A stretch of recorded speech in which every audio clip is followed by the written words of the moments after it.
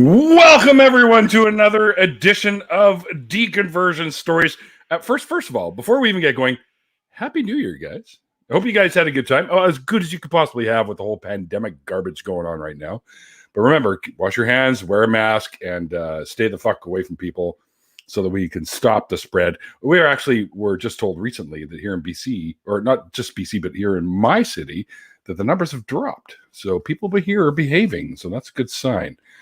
But anyways, today I have the great opportunity to talk to Thomas here, who's also known as the Sicarii on Twitter, which I have a link to below, so you can follow Thomas there on Twitter. And I also have a link to the Tempest. What's it called?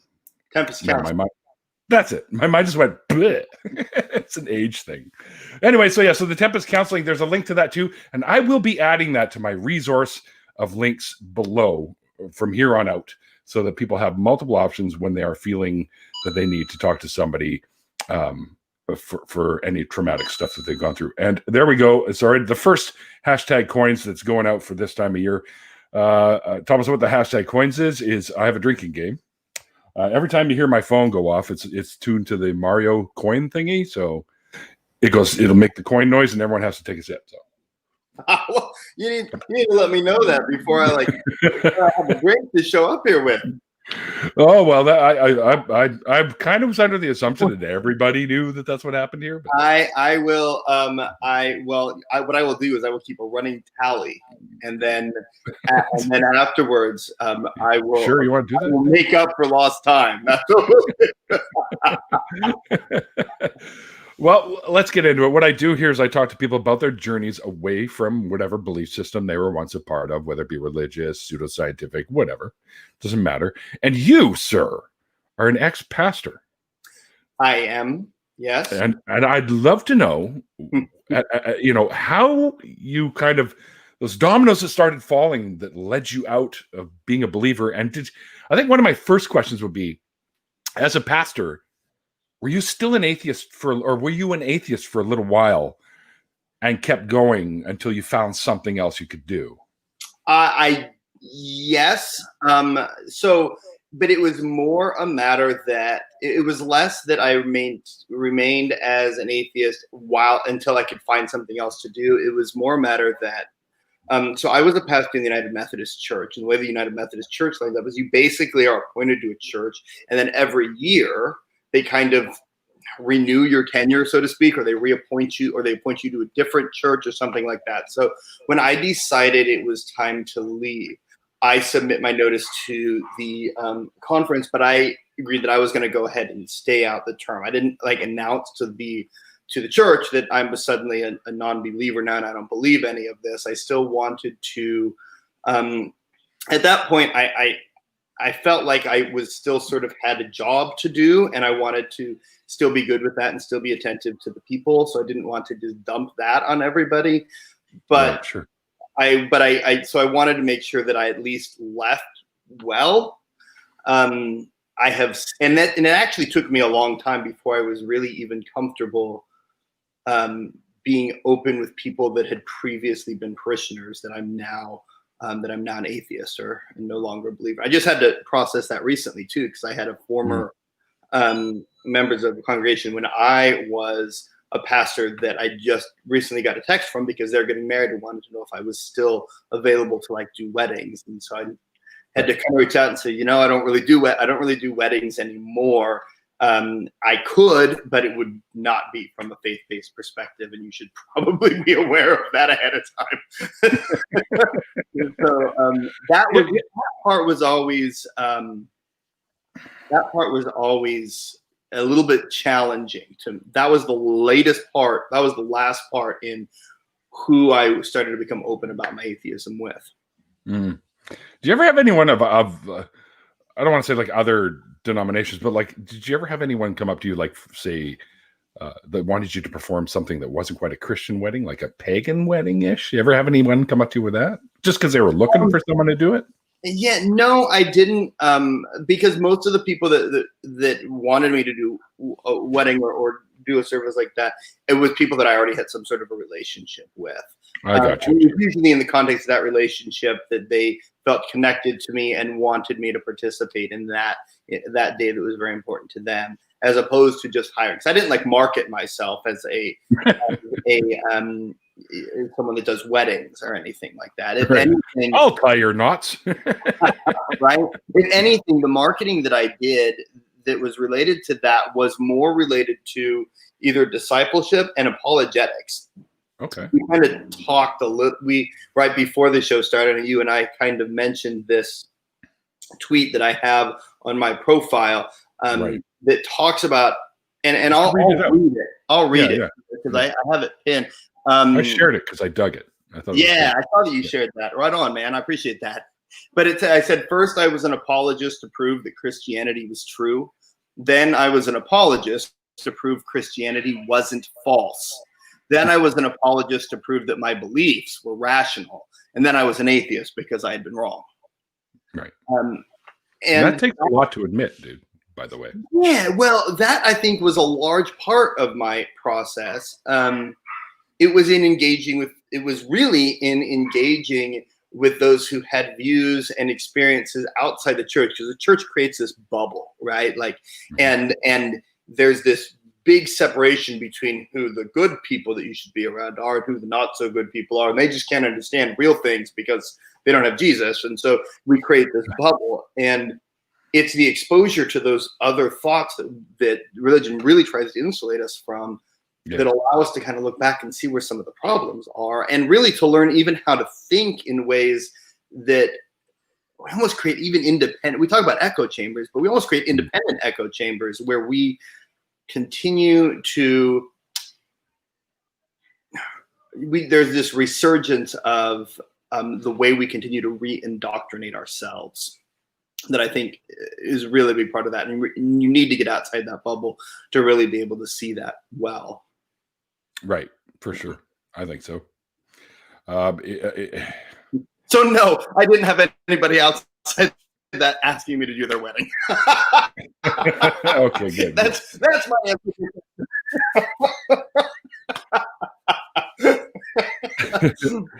Well, why do you kind of let's hear you sort of mentioned the tweet that you pinned to your Twitter profile, which I liked that right away. And so why don't you kind of sort of take us on the journey now, like back to when you were as a pastor and you started seeing the little signs, if you will, and how you sort of found your way out of it, and what kind of a effect did that have on your life and your family, that kind of thing? So it was interesting, and it was very, very, pretty harsh. But no doubt. It was probably my into my freshman year of high school, I think, where I decided that I became saved, for the third time that took, right? So, I think it was my sophomore year where I decided that God had called me to be a pastor, and that was like my mission. And specifically, he called me to be a youth pastor. And so I actually initially went to college to do a bachelor's in biblical studies and theology. I had a full ride to a couple different state universities, but decided instead to go to a private Christian university where I did not have a full ride, so that I could do a degree in biblical studies and theology, which is very helpful. In the process, I realized partway in, I realized that I was learning a lot about the Bible from, obviously now I realize that was from a very specific perspective, but I was learning a lot about the Bible, but not about how to communicate it or to teach it. So I changed my degree, and I minored in biblical studies and double majored in secondary education and theater. So I did a degree in secondary education, a degree in theater. I went on to become a youth pastor for a while. And in that process, eventually decided I wanted to become a senior pastor. So I then went to seminary and began earning my Master's of Divinity degree. Went to Asbury Theological Seminary, which is a Wesleyan theological seminary, which is kind of the theological basis for most of your Methodist church, but also a lot of your Anglican churches as well, Church of England. So I went through and earned my Master of Divinity in there. In part of that process, one of the courses that we studied was looking specifically at sort of religious trends within the United States and globally, and how to impact those. Interesting. Now, at this point, and you've actually heard some of these statistics come up. These statistics are kind of inaccurately parroted now, oftentimes in various atheist gatherings. It's still show up, but there was this perception among the census that we've seen this massive growth of those who identify as non-religious. So the way that works is the census has this whole list of different things that you can pick, and one of those is atheist, and you have agnostic, Christian, Buddhist, whatever, and then you have none. And so we've seen this huge growth of those who select none. But for a long time, we didn't know what that meant. At that point in seminary, the perception that we had was that those that identified themselves as non-religious or who selected none on that census were actually atheists. They were presenting themselves as atheists, that I don't believe in anything. Right, sure. That was what we thought atheism was, right? People don't have any belief. Don't believe in it. Right? Which is wrong. I know. I mean, well, and that's so frustrating. Even as we would learn about global religions, it's global religions with a twist. It's atheism from a Christian perspective. It's here's what atheisms think they believe, but really, we know. So anyway, sidebar. When we looked at that, there was this understanding that we were moving into a post-Christian culture. How wonderful now as I think that would be. We're nowhere near that. But that was the idea, that we were moving towards this post-Christian culture. And so if we were going to be pastors serving in a culture that was quickly moving to be post-Christian, my perspective was I need to have a better understanding of this. I need to have a better grasp of what is atheism? What do atheists believe? What is it that shapes this atheistic world? Do I need to engage in those conversations and figure that out? Otherwise, I'm going to be ill-equipped to actually minister to and reach, because the whole idea is we have to reach people, right? We'll be ill-equipped to actually reach these people if I don't really understand what they believe. Sure, of course.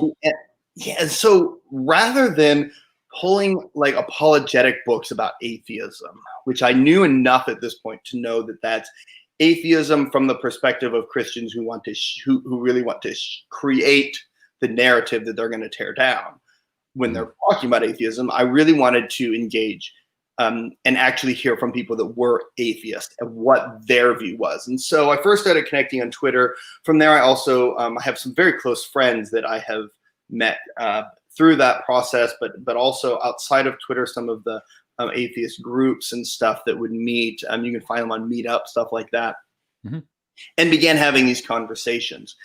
In that process, I began to really see some of the problems within the church from a perspective that's outside the church, which really shapes the way you see. So you can really, there's so much language and things that is deliberately put there to shape and blind certain perspectives that I think you need those. Really, really classic example that I remember because I had progressed enough at this point. I was so Christian, but I progressed enough at this point where I was able to start picking up on language. Right. I drove by the sign for a new church, and then the idea for this church was that they were a church plant to try to convert people to Christianity in there. And their catchphrase was, it was such a church, I don't remember the name, catchphrase was passion for God, compassion for the lost. And I remember thinking as a Christian, I don't think the lost are going to like that very much.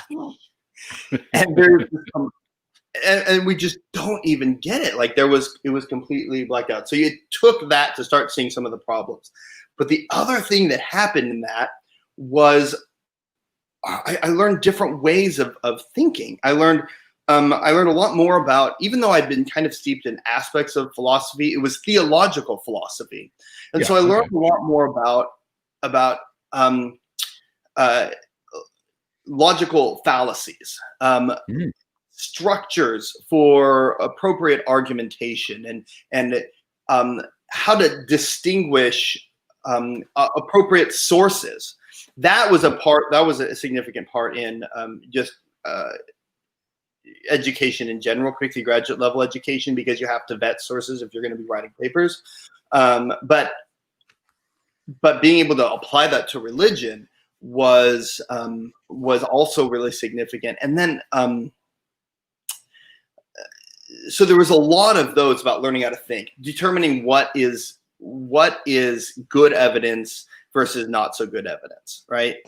Yes, what is reliable evidence would probably be a better way of phrasing that. In that,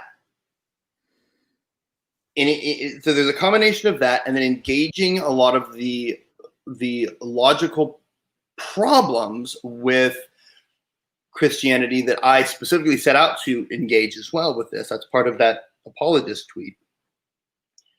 Realize that we don't really have good answers for many of them. What we have are a lot of deflections, or at best, we have a way of kind of deconstructing the question to a point where it still might be possible that this is true. We just don't really have any reason to believe. Like, sure, this doesn't make any sense, but it doesn't necessarily mean it's not true. But there's nothing that provides any actual explanatory power or supportive evidence or anything for that. Exactly. Yeah, that's right. And the biggest one that really fucked me up was the way that I had addressed the problem of evil. That's a common one that we raise. Yeah. How does evil exist? Omniscient, omnibenevolent, omnipresent God. How is it possible that evil exists? And the way that I had thought through that previously was this idea that rather than God engaging evil directly, like, you want to stab this person? Well, I'm going to stop you because that would be wrong. Instead, what God says, I need to do a deeper work, and I'm going to work on the hearts of the people and change those hearts. But that's kind of a testable hypothesis. Because if that's happening, then we would expect that, like, in the church is generally better than out the church. And a lot of the, might I say the majority of people that are really trying to engage culture within the church are assholes. So that didn't look good for me. And that's not to say everybody. I have people that I know that are still very religious, that are wonderful, amazing people. Sure. But I don't see that transformation taking place. And that really deconstructed that. Because if that didn't stand, then I didn't find any compelling argument for this problem. So that got me to the point where I'm questioning, but at this point I'm still a pastor, and my income was tied to that. Mm-hmm. Yeah. For sure. I said, what's that? I said, yeah, for sure. I totally get that. Yeah. So I suppressed a lot of those. And I remember at one point very intentionally suppressing that, because I came to this realization. I was on the stairs where I lived at my house at the place at the time. And I remember sitting on the stairs going, I can't answer this. Like, I don't even know if I really believe this stuff. And at some point, and that was panic, because all of the skill set that I had been developing over the past 20 years were all very focused on one particular, and they don't translate well to another field. So there was this panic moment. And what I ultimately came to the conclusion of is that and I remember even preaching this at one point, is that faith is trusting God even when it doesn't make sense. Yeah. Right? Yeah. So, like, recognizing that sometimes things aren't going to make sense to me, and I choose to trust God anyway. Like, that was faith. And so that was where I rested at. I had kind of this additional benefit that I think helped me move, which at the time I did not see as a benefit. But I mentioned that I was a pastor in the Methodist Church. Yes. Now, the way that the Methodist Church operates is every year, I mentioned, they kind of renew your term, or they can move you to another church. Now, my wife at the time had finally come to this point where she says, you know what, I don't want to move anymore. Like, when we settle, I want to have a house, settle down, not move again. And I'm like, that's not what we signed up for. And so we wrestled over that a lot until eventually what came forth was you have a choice. You can either be a pastor or you can be married. So I, freaking out, still chose to be married. Mm-hmm. Now, as it turns out, after I left the faith and realized there was a lot of toxic things there, that the only reason that I was still holding on to is because I had these religious beliefs about marriage. That marriage didn't stay either. We actually separated, and both of us are much happier apart than we ever were together. Okay. But at the time, it was, I need to save my marriage, and I can't, and so I have to let go of the ministry. That was when I started writing. That was when I published. I started publishing on a site. That site took off at Church Relevance Magazine. It was called Of Dust and Kings. Church of Relevance Magazine recognized it at one point as the top 150 most read ministry blogs. I published a book. There was a discipleship book that really I went through and I translated and kind of worked through a lot of Ephesians because I still held myself as a Christian at this time. And with that, right, that book kind of did fairly well, but ultimately came to the point where, you know what, I don't know that I really believe this. Yeah. And now my income was not tied to it, and I still need to find something else that my income is going to be tied to. And that was when I put in my notice to the church as well and finished out that year and decided, and I went back and looked, well, what is it that I really liked about ministry? And what I really liked was feeling like, and why part of the reason I went into ministry was I felt like I could help people. Right. That was what drew me to it. That was why I liked it. I no longer felt like I was helping people because I didn't believe the stuff was true. And in many cases, I believe it was even toxic. Would you feel like maybe you were, for lack of a better terminology, do you feel like maybe you were lying to them a little bit, or? Yeah, well, I mean, that was why while I finished out that time, I felt like I needed to kind of maintain the community. Mm-hmm. And so I did feel like there was an aspect of that. But are you asking retrospectively the stuff that I believed? Whether I was either way, I mean, being forced, I guess, financially to keep it up until you resigned after you had it. And then did you think back and say, wow, I was like literally lying to people? There are times where I look back, I connect lying with intent. So fair. I think when I look back, I don't think I was lying because I was not intentionally being dishonest to them. Right. Sure. I did feel like there were things that I did that were really harmful. I had that I regret now, looking backwards. And when I say regret, I wish I hadn't done them, and I choose to learn from them and do better. That's all you can do. Yeah, and it doesn't keep me locked in the past. It keeps me moving forward. And I think that's really important, because I think a lot of times I know we'll get into religious trauma later, but a lot of times with religious trauma, we're stuck back here, right? There are things that we still get stuck on. So I didn't actually connect it to lying. I did. Sorry, I can pop up what some of these quotes are about. Yeah. I was seeing them pop up, and I was like, "Oh, this is cool." So anyway, so I got distracted because those are neat things popping up. And there was a lot to speak to that harmonica. Man, there's a lot of things that I look back and I think were, even as a pastor, that I can say these things really messed me up. I think he's referring to, though, when I talked about a theological awareness that fucked me up and moved me away from the faith. So fucked me up, that fucked up in a good way. But there's a bit of a delay, so yeah. So there are things that I looked back and thank you, Rory. And still struggled with. But where was I? I think I was trying to remember. I think I was at a point. I don't remember where I was at. Oh, no, you were. Well, we were going over how you. Well, we sort of diverged off a little bit. Lying. Yeah. So I didn't feel like I lied to them. Not intentionally. Yeah. I do remember having this thought that if I had known back in high school and going into college, had this awareness of the things that I have come to see as true now,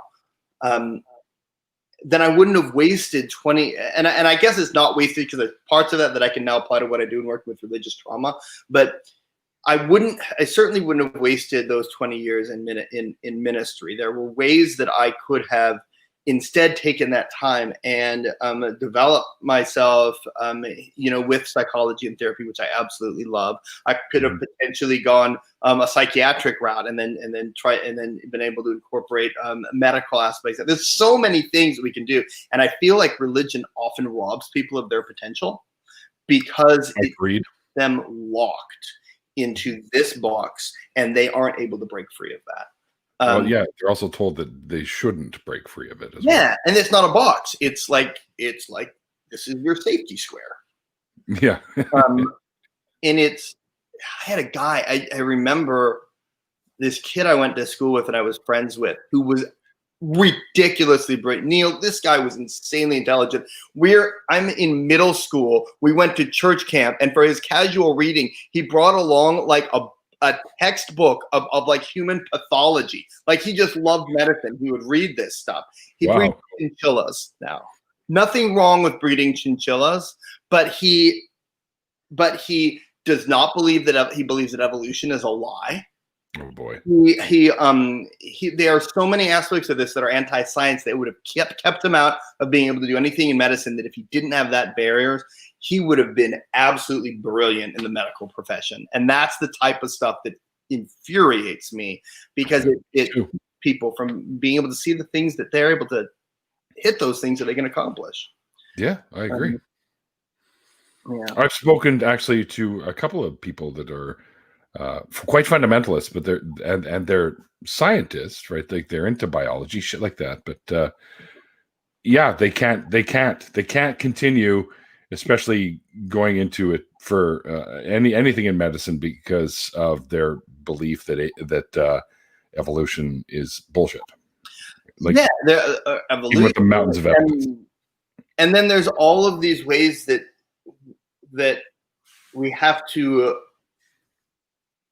interpret findings to make sure that they don't really challenge what we believe. Yeah. Like, we are limited even on those things. And since those things that would happen. So there's a lot of frustration with that. And so that was ultimately wanting to still help people. It was things along those lines that then led me out after I left the faith. In fact, and I knew this when I left. So the day that my last day at the church, and then I had a summer break before school starts up. So I took that summer, went on a cruise with my mom, went and visited some beaches, took some time, and then the moment that the school started, I was in school for working on my master's in clinical mental health counseling and psychology, and that was where my emphasis. And it was in that process where I even actually, it was through them and listening to some of the stuff from Recovering from Religion that I first became aware of Dr. Marlene Winnell and some of the work that she's done with religious trauma.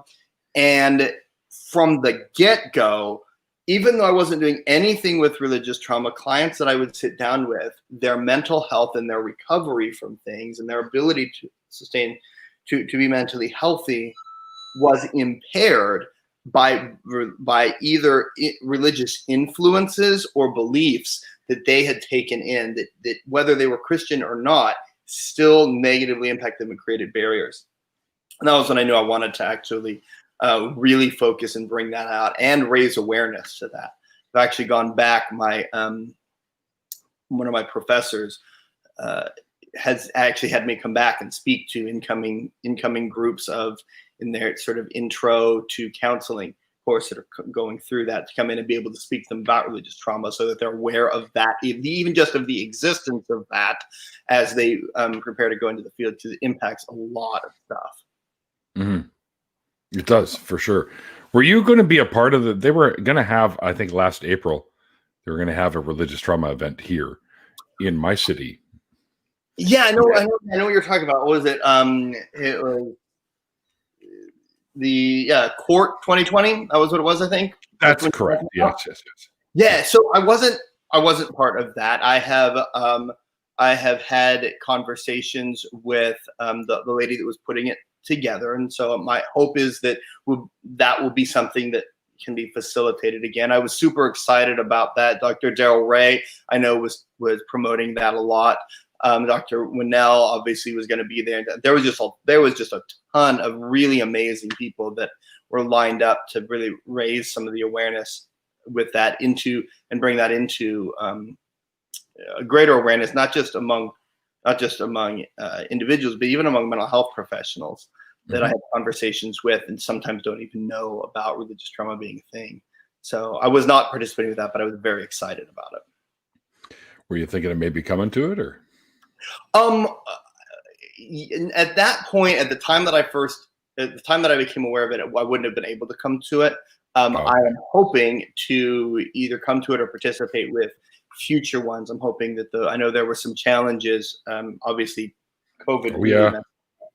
But not only that, but Janice's boyfriend kind of off. Yeah, I know that. Yeah, I talked with Janice about that a little bit, and I know there have been some challenges with that. So I was volunteering for that. Future ones, but I'm hoping that that's something that we can get going again. Yeah, for sure. Plus, I want an excuse just to be in British Columbia. I had considered moving there, and because it's gorgeous, it's like California, but north. Well, they call us Hollywood North, right? Because we do a lot of film industry here. Yeah. It's just a beautiful place. And you got all the whales that you can just pop out and see. Yeah. Whales and harbor seals and sharks and all kinds of shit off the coast here. I look like one of those slanted floor houses of mystery, huh? I saw doorknobs comment pop up. That cracks me up. So I'll tell you, and I told Neil this. I'm not at home. I'm not at home at my home. I'm in Alabama right now. My girlfriend, we came back. We're visiting with her family. So I have 7 children downstairs watching a movie with my girlfriend and her sister, and I am upstairs in the little girl's room. So I am surrounded by like princess stuff everywhere around me. And I tried to find like just some like corner in the room where I had something in the background that was fairly plain, and that's where I'm locked out. So yeah, it probably looks like I'm one of those slanted houses. I hear you. If you look at mine too, it kind of looks like that too, because I got the slant on that side and the slant. I know we've got opposite slants. Yeah, I don't know what's going on there.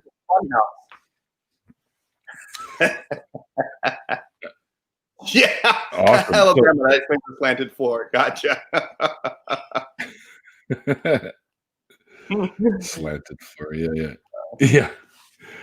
All right. So what made you, once you found your way out of the belief system, once you stopped being a pastor, when did you decide that you wanted to help people deal with the after effects of religion or religious trauma and stuff like that? So part of it was becoming more aware of the existence of religious trauma as a thing. But I remember, even in my internship, I remember my first 2 clients that I worked with. One of them was dealing with sexual trauma, and she was dealing with, a history where she had been in a very abusive relationship and was often sexually abused in that relationship. And the biggest thing that held her back from being able to recover, because a lot of what happens with trauma disorders is something blocks sort of that natural recovery process that we might, like if I get into a car accident, next time I get in the car, I'm like shaky and I'm like looking around and there's, but over time we kind of recover from them. Yeah. With trauma disorders, it's like something blocks that recovery. And so that builds over time instead of diminishes. In her case, she had been really steeped in purity culture. So what would come up was in purity culture, there's this idea that you have to present yourself in ways that don't lead men into lust or lead men into temptation, right? So if somebody rapes me, then I must have been doing something that caused them to lust. It becomes my responsibility, my fault, and there's all this self-blame and self-judgment. And that was the barrier. Yeah, and that was the biggest barrier to her recovery, was that sort of history. And the big turning point was when, and we would work through narratives, and we'd kind of talk about the distortions, and we'd be able to restructure things, and we'd challenge existing beliefs and thoughts and all of that great stuff that you do in counseling work. But the turning point for her was when she would kind of work through a narrative, and the language of her narrative changed from being angry at herself to being angry at the abuser. And the moment she did that, we saw this dramatic shift in her ability to start recovering and healing from it. That was a pretty big deal.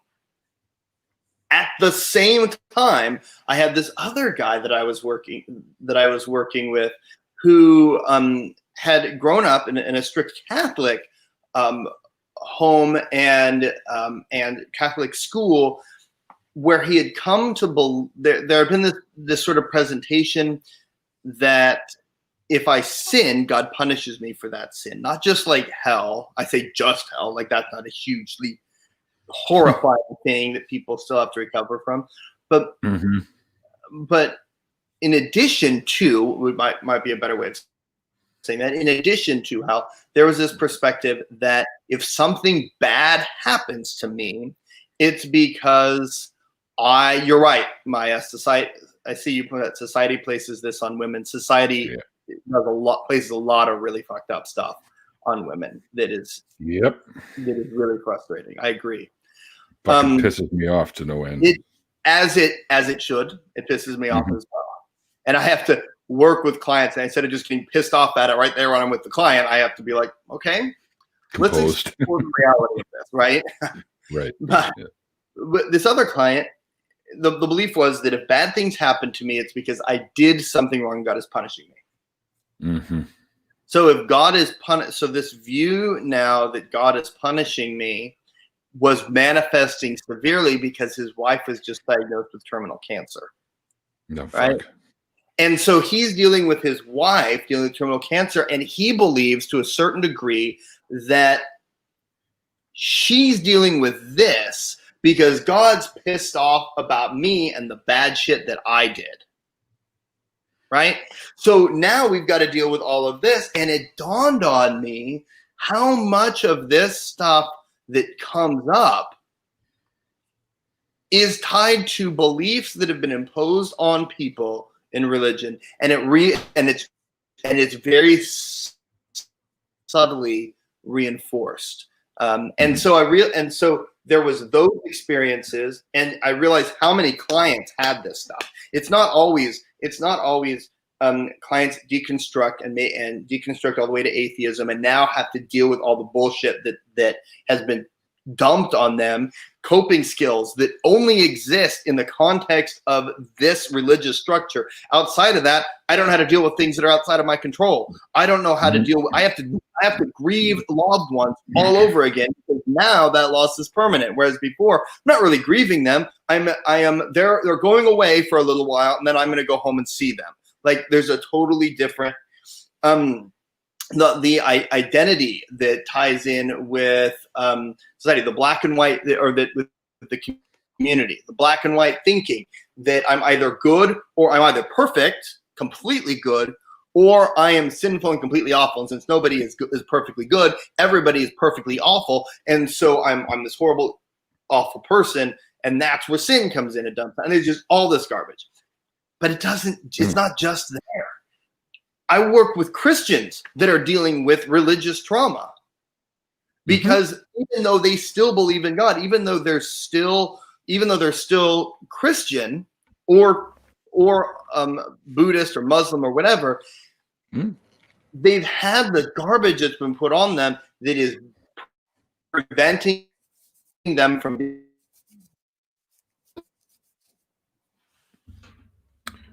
Oh, looks like he's frozen.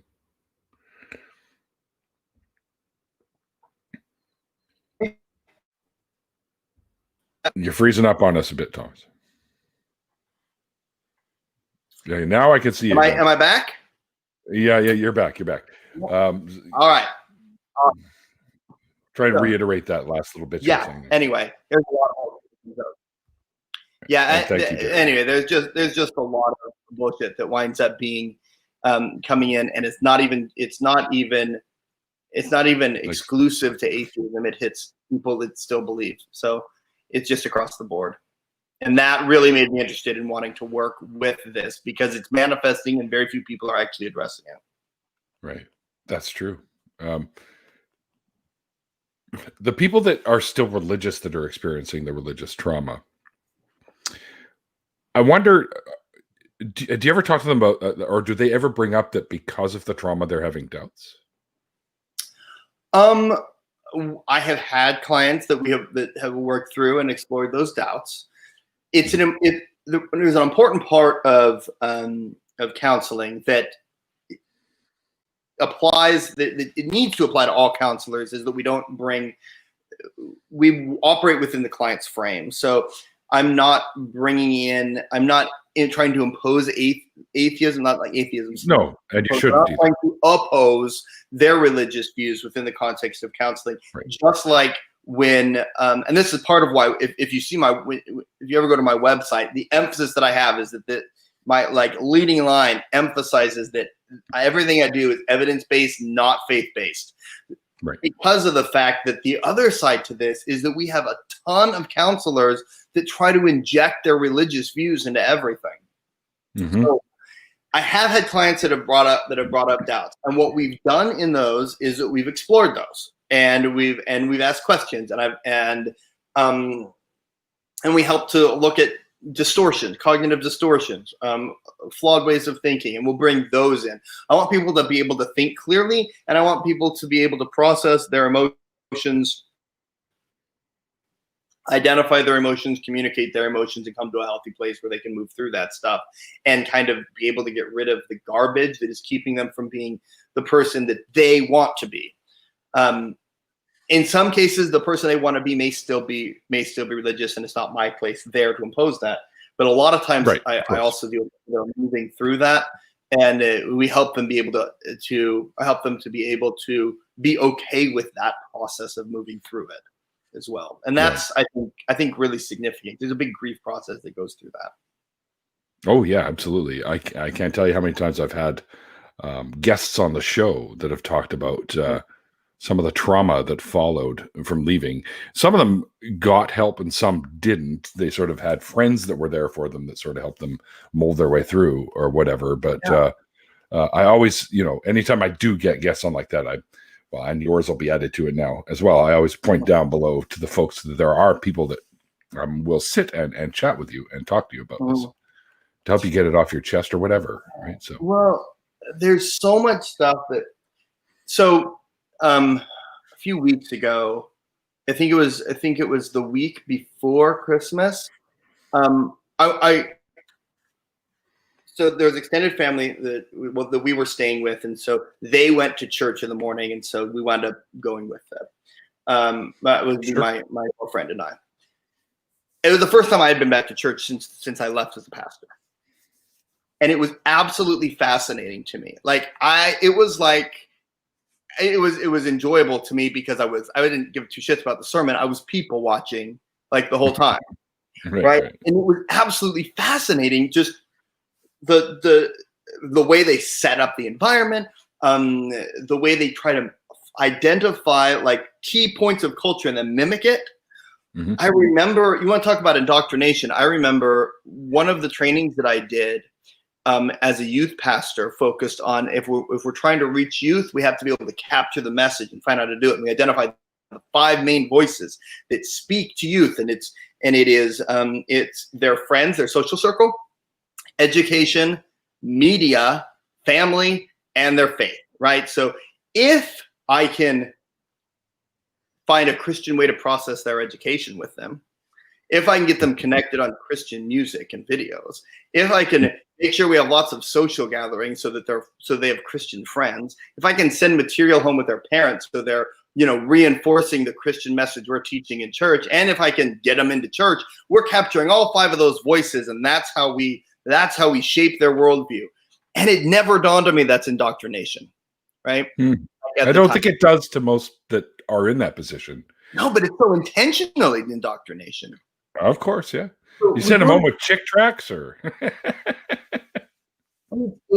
isn't it insane? And so we go to this church service, and the sermon was about doubt, and they pulled from Doubting Thomas' story, and they played the Polar Express, which is all about I can't believe it, I can't hear it until I believe, right? So that was this whole thing, and he laid out 4 points, and it blew my mind because they are all the gaslighting bullshit of abusive relationships. It was right. you need to spend more time with Jesus, right? And like, what the fuck does that mean? He explained it. It means you need to read the Bible more. But apparently, the thing is having relationships, right? So you need to spend more time with Jesus. You need to recognize that pain, when we deal with suffering, that Jesus gives us that because it makes us better and stronger, and it what a load. It makes us better and stronger, and so we need to embrace suffering because Jesus knows what's best. And what were the other two? It was all regardless. We listened to all 4, and I was sitting with my girlfriend because she processed, because I talked about it with her afterwards, because I had talked previously with her about the way that religion indoctrinates things in abusive types of relationships. The way that we present the whole relationship with God is mirroring abusive relationships, and she had been in an abusive marriage. So we go through, and I'm like, so what do you think of the sermon? And she's like, holy fuck, I see what you're saying, because all this was like boom, boom, boom. Like, these are the things that people would tell me to keep. This is the things that a person who's in an abusive relationship with would tell her in order to keep her there. Right? There's repentance was one of them, right? You are sinful. Anyway. Indoctrination is it can be quite sneaky, and like my friend Sam actually put it. Yeah, I was just reading that. Well,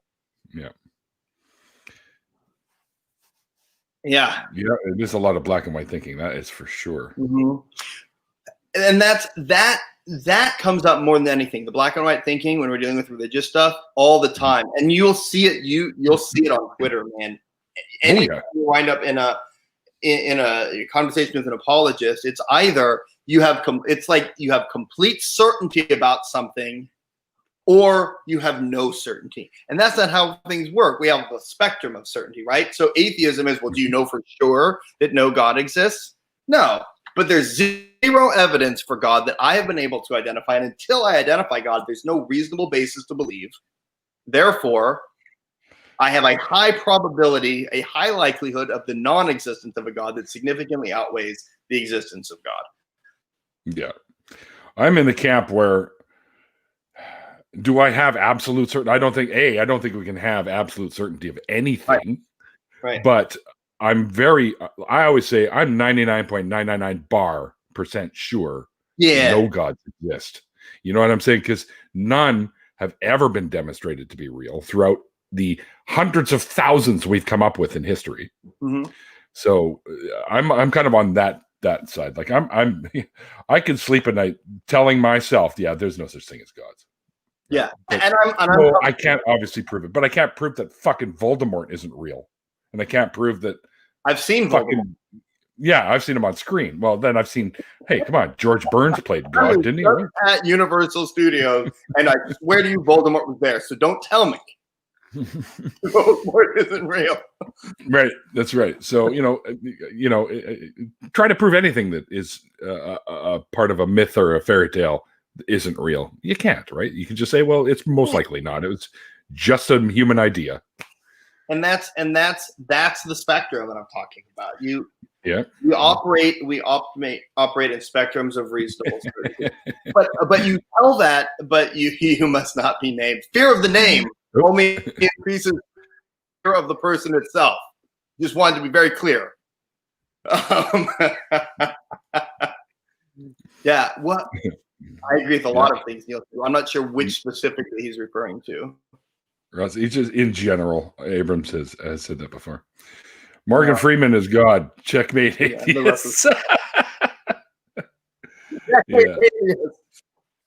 Yeah. Your first conversion on the show. That's it. I'm going back. And I know. Well, and you get that response. Like, you'll say, well, there we have no reasonable basis, but you can't prove that God doesn't exist. No, well, therefore God might exist. There you go. I'm a Christian. I'm like, that's not. It's like, what's the scene in Dumb and Dumber? So you're saying there's a chance? Yeah. You know. Always try to hit on her. Yeah. He's like, so what are the chances that we could, like, what are the chances that we could go on a date? Like 1%. So you're saying there's a chance? Yeah. It's funny. Yeah. It's a great movie. Yeah. It's ridiculous, but it's fun. But they're like, life mimics that at times. It's anyway. Sure. It does. All right, let me try something. I've never really done this before. If you were to give advice to, let's say, somebody that used to be a preacher to, or someone of that ilk, okay, what advice would you give someone that was sitting on the fence that you kind of knew about? How would you sort of push them in a direction where they could find their way free? So when you say sitting on the fence, you mean sitting on the fence in having doubts, like, I don't know what I believe. Yeah. Or I'm already an unbeliever and I'm determining whether to stay or leave. Well, which one are you asking? Well, they're at that point where they're becoming an unbeliever for reasons, but not quite over that hurdle yet. Sure. So, I mean, honestly, and this isn't just true. This isn't just true for atheism. This is true for anything where we are looking at trying to expand our thinking about those that are outside of our box. Is you connect with people and you hear from them. Like, that was what it was for me. And I discovered that I liked some of them, which was really weird. They're decent people. And a lot of them I like better than I like many of the Christians that I knew. So I would, so that's the thing. And I've always been a relationships type of person. I've always liked people. So that may be easier for me to say. Me too. Than someone that may be like really, really introverted. But for me, I think someone that was super introverted probably have a hard time anyway. But I would say build relationships outside the bubble. And then get to understand people from the perspective of the people, not the perspective that you are trying to impose upon those people. And that, I think, is a huge, I think that's a big shift, because I see so often in conversations, and this is the frustrating thing in conversations on Twitter, because it's almost always this way, because it's fucking Twitter. But when people engage in conversations and they rarely are able to see things and get things from the perspective of the other person, they are instead trying to take that other person, fit them into their perspective of what the other person is, what they think the other person should be trying to say, and then that is not relationship building. Build relationships and go from there. Yes, agreed. Yeah. Now, if you could go back in time and talk to your former religious self, what kind of nuggets of knowledge would you talk to him about? All right. So my former religious self,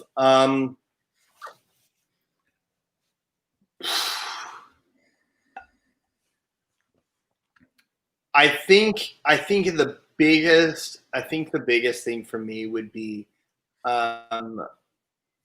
not to be confident that you're going to be okay on either side of that answer, right? Okay. So, and I say that because I think that my move to atheism, my shift from being religious to becoming atheist, was necessarily a journey. I don't think there's a light switch, and I think if there is, then it's a light switch you can just flip back and forth.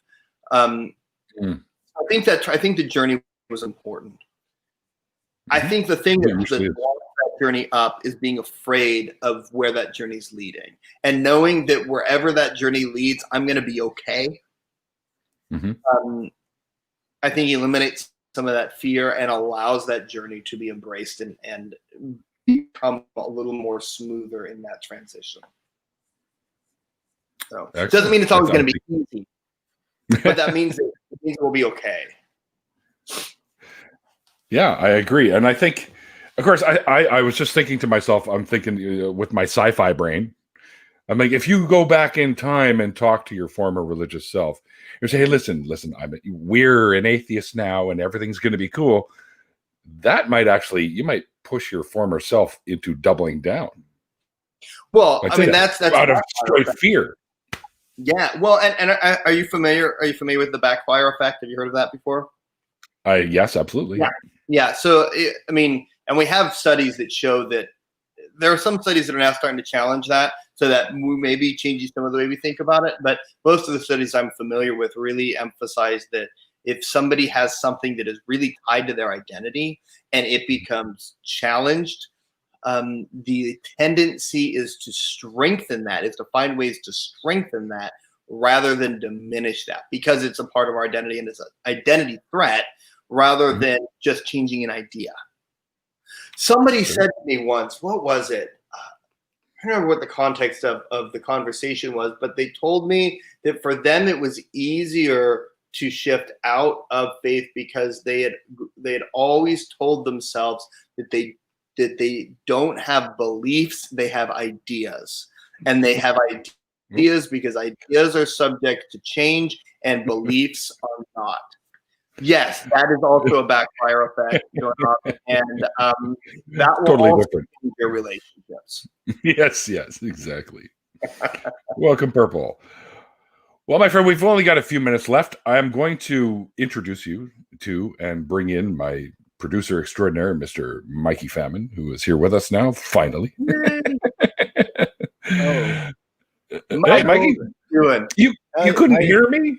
How you doing, guys? Just having some champagne, relaxing after a nice meal of lemon pepper swai filet and riced broccoli on this fine evening. How are you? What the fuck is riced broccoli? I've never heard that before. So pretty much instead of it being like chopped up into like little weird hexagons and stuff like that, it goes through a ricer, the machine, and it makes it itty bitty.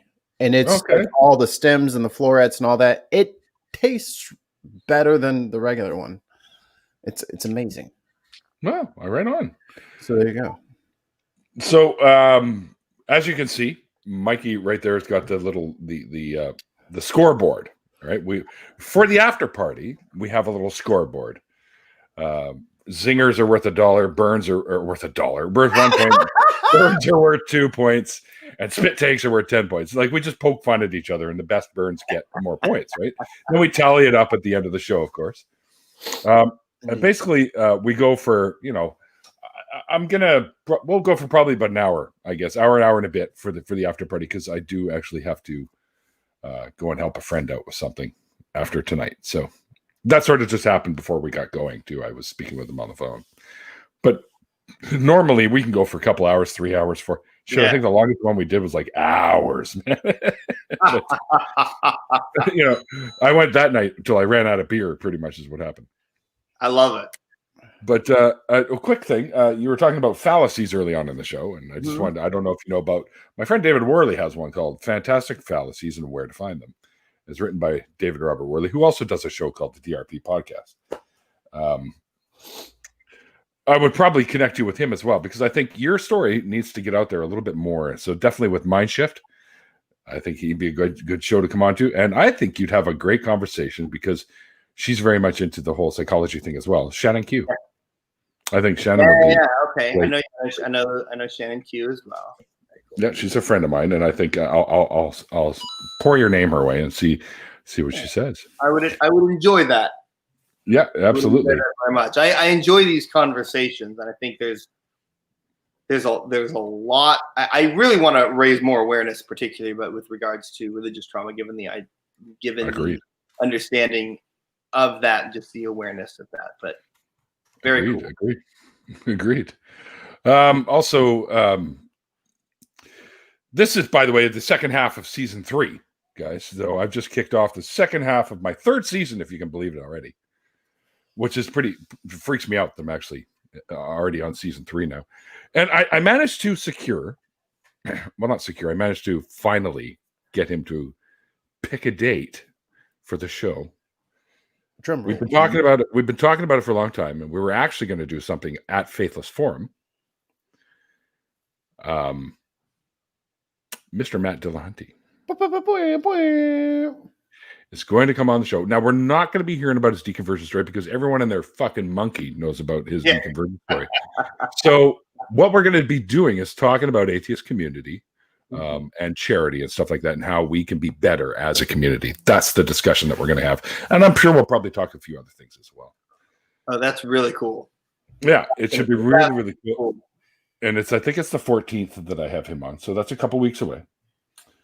I was in a show with him just recently. So him and Aaron Raw. And it was a lot of fun. I got to go on Aaron Raw's New Year's stream. Oh, how cool. So, yeah. Well, him and I are pretty good friends, and the two of us standing together. The two of us standing together look pretty fucking intimidating. I'll tell you that right now. But anyways, Thomas, man, I want to thank you so much for coming on the show, man. I was really excited, and I'm kind of honored that you had me as your first exposure to doing this. Hey, man, this is a blast. So I am happy and glad that I was able to come on here for my first sort of podcast as an atheist. And well, I had a great time listening to this. Yeah, I mean, you went through. Thank you very much. I can only imagine how much tougher it is for a pastor to find their way out. Makes for a neat story when you're like, Fair enough. Yeah. Absolutely. But we are going to do an after party, and Thomas is going to join us for a little while, for as long as he can. But he is with his family on vacation, so we can't handcuff him to the microphone for too long, guys. So. Anyways, we're going to take a bit of a break. I usually take about a 10-minute break or so, and then I'll send you a brand new link, Thomas, and you can join us for the after party. And, of course, Mikey will be there. And anyone else that would like to join us for the after party, please let me know either through Facebook or Twitter or email if you don't have either of those. My email is below in the description box, as well as the links for Thomas's Facebook or for your Twitter and for the Tempest counseling is also down below. Thank you very much. Which will become one of my regular sort of taggy things that I do at the bottom for all the recovering from religion, the secular therapy project, all that stuff, Marlene Winnell's stuff and all that as well. So you'll be able to find it there anytime. If you need to talk to someone, there are a lot of us, not myself, but a lot of people like Thomas here, although I'll listen too, but he's a professional. I'm not. I'm just some schmuck in Canada that drinks too much beer. So... But I'm always an ear that you can spew fire into if you need to. Ooh. But anyways, guys, as I always say at the end of these shows, first of all, remember that Randolph and I are starting up our own call-in show coming up in the new year called True North Talk. And there is a link to the channel below also in the description box. I'm also a co-host of the Nonprofits Now for the ACA. So, and I work with a lot of great people like Jim Barrows, Jenna Miu, and tomorrow night's guest is another one of my. You'll have to look it up. I'm not telling you. Martin Roberts is his name. Okay, I'm just kidding. But he'll be with me. He'll be with me on the next show, which isn't tomorrow. My apologies. It's Tuesday. The new schedule: Tuesdays, Thursdays, and Saturdays, 5 p.m. PST. I decided to go across the board with the one time instead of 4 and 6 because it was getting kind of silly. And as I always say at the end of the shows. Like the late, great Christopher Hitchens once said, he always thanked the patrons. They're all over the place. Everything's happening at once. I don't know which one to click. I know. I switch it up all the time. I like to keep you on your toes. He's going to earn his money. Anyway, like I always say at the end of the interviews, guys, like the late, great Christopher Hitchens once said, it's called faith because it's not knowledge. And we'll see you guys next time.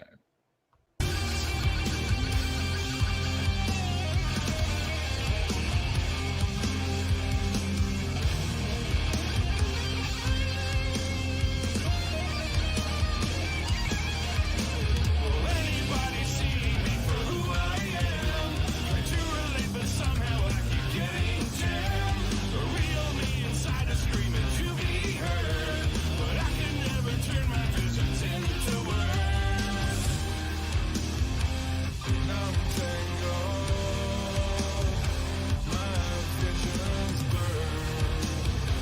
Once untangled.